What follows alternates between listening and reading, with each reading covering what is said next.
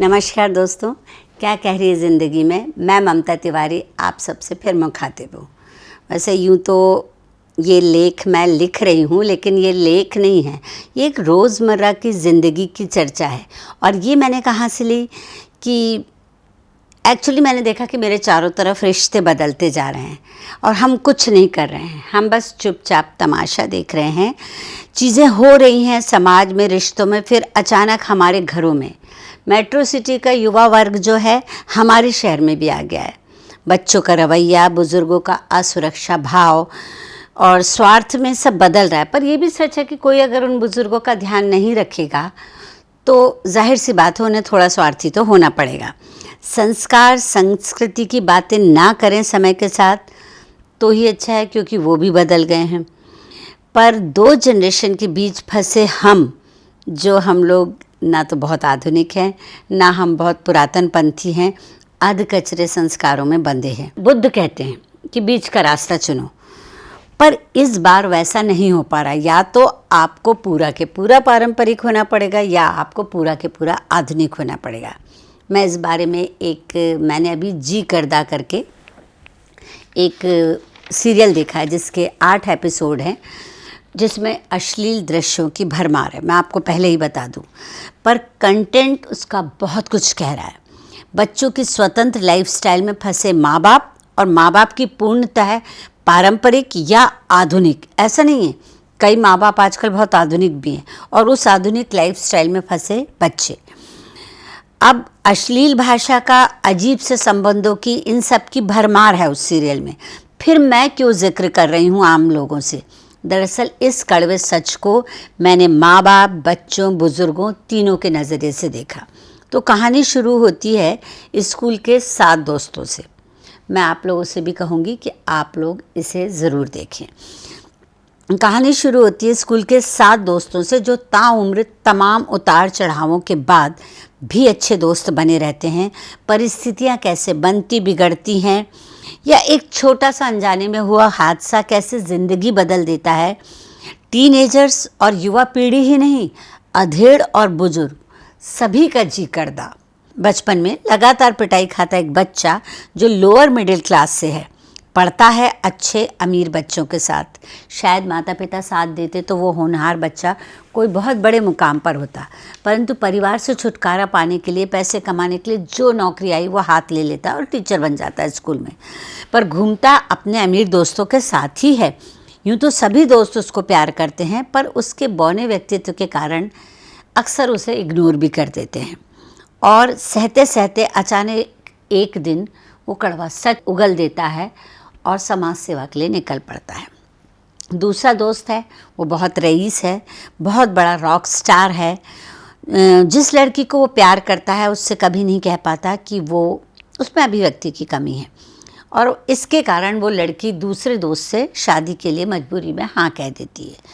पूरे समय लड़की को ऐसा लगता है कि शादी का उसका फैसला गलत है। लिव इन में वो लड़की उस लड़के के साथ 10 साल से रहती है, पर जब दोनों की फैमिली, तब तो वो दोनों एक दूसरे के पूरक नज़र आते हैं, पर जब दोनों की फैमिली मिलती है तो लड़का जो है पारंपरिक रीति रिवाज वाले परिवार से, और लड़की की माँ स्वतंत्र विचारों और पूर्णता आज के माहौल में ढली औरत होती है। दोनों परिवार जब शादी के लिए मिलते हैं तो पता चलता है इनका लिव इन में रहना जितना सहज और सरल था, उतना शादी होना असहज। तनावग्रस्त लड़की शादी की रात अपने बचपन के प्यार से क्षणिक आवेश में संबंध बना लेती है, और शादी के बाद वो गिल्ट में आ जाती है। लिव इन में दोनों को लगता है कि वे पहले ही ज़्यादा ठीक थे लिव इन में। एक दोस्त बचपन से अपने पिता की हवस का शिकार होता है तो सारे दोस्त उसे बचाते हैं, पुलिस में रिपोर्ट करते हैं, पर उसके आकर्षण की दुनिया में, लेकिन उस बचपन के हादसे के कारण उसके आकर्षण की दुनिया में लड़कियों के लिए कोई जगह नहीं रह जाती, परंतु लड़कों के साथ वो कंफर्टेबल है क्योंकि उसका, लेकिन ये दोस्ती भी उसे खुशी नहीं दे पाती क्योंकि उसका पार्टनर समाज के सामने इस रिश्ते को स्वीकार नहीं कर पाता। वो हताश हो जाता है। एक मनोचिकित्सक लड़की है जो सबको सही सलाह देती है, लेकिन चूँकि सबके पास बॉयफ्रेंड है, ये भी एक चीज़ है, कि आपके पास बॉयफ्रेंड नहीं है आजकल में, तो ये शर्मिंदगी की बात है। सबको, चूँकि उसके सबके पास बॉयफ्रेंड है तो आनंद फानन में वो गलत व्यक्तियों के साथ संबंध बनाने लगती कि शायद उसे सच्चा बॉयफ्रेंड मिल जाए।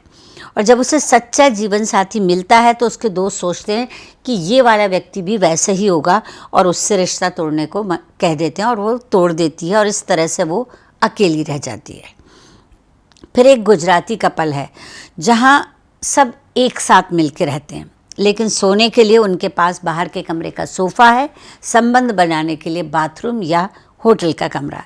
लड़की बहुत कोशिश करती है निभा की, पर आखिर थक जाती है और घर छोड़ देती है। तो गलती कहाँ हुई? भाग दौड़, ऊंची कंपनियों में काम करते, शराब पीते, अपनी शर्तों पर ज़िंदगी जीते ये युवा अंत में टूटे रिश्तों और अकेलेपन से घिर जाते हैं। कुछ आधुनिक माँ बाप भी हैं जो युवाओं से होड़ लगाने में उनके साथ दौड़ते हैं, अपने बुढ़ापे को एंजॉय करते हैं, पर शारीरिक थकान और बेमेल रिश्तों के आगे थक के चूर हो जाते हैं। इसका एक उदाहरण एक आधुनिक माँ का है, जिसकी बेटी जैसे कि उसकी माँ है, वो अपनी माँ को वैसे ही स्वीकार करती है क्योंकि उसे लगता है उसकी माँ ने उसकी अकेली परवरिश की है तो उसकी माँ को भी आनंद लेने का अधिकार है। पर जब शराब पीकर उसकी माँ सबके सामने उसका होने वाला पति, जो अभी तक उसकी माँ का आदर कर रहा था, लड़की को विरोध करता है। लड़की को ससुराल वालों की और अपने होने वाले पति की ये दोहरी मानसिकता ज़रा भी अच्छी नहीं लगती। और इधर जब नाचते नाचते आधुनिक माँ बेहोश हो जाती है और उसे डॉक्टर के पास ले जाया जाता है तो उसके ब्रॉड माइंडेड होने की पोल खुल जाती है। जब उसे पता चलता है कि उसका मेनोपॉज का टाइम आ गया है और उसकी हिस्टेरेक्टमी होगी, और उसे सब ज्ञान होता है, वो पढ़ी लिखी औरत है, पर अब वो फूहड़ तरीके से सोचती है कि ना तो वो बॉयफ्रेंड बना सकती, ना एंजॉय कर सकती है, वगैरह वगैरह। उसकी बेटी भी उसे समझाने की बहुत कोशिश करती है पर वो नहीं समझ पाती। चारों तरफ इसमें शोर है, सब हंसते हैं, नाचते गाते हैं, पर कोई खुश नहीं है। कुछ लोगों का मत रहेगा कि माँ बाप ने सही संस्कार नहीं दिए। सोचिए, जो बच्चा बिना पिता के सेल्फ मेड तैयार होता है, उसे अचानक पता चलता है कि उसका एक नाजायज़ बाप है। खुद जाने कितने नाजायज़ रिश्ते बनाता है, पर माँ का एक नाजायज़ रिश्ता वो स्वीकार नहीं कर पाता क्योंकि उसे अकेले पिता के बिना रहने की आदत पड़ गई है। ये दोहरी मानसिकताओं वाले युवाओं और अधेड़ों में खूब देखा जाता है। कैसे हैं रिश्ते अजीब से? कैसे हैं ये रिश्ते अजीब से? बनाने की करो कोशिश तो बिखर जाते हैं, बिखरा ही रहने दो तो अपने आप में सिमट जाते हैं।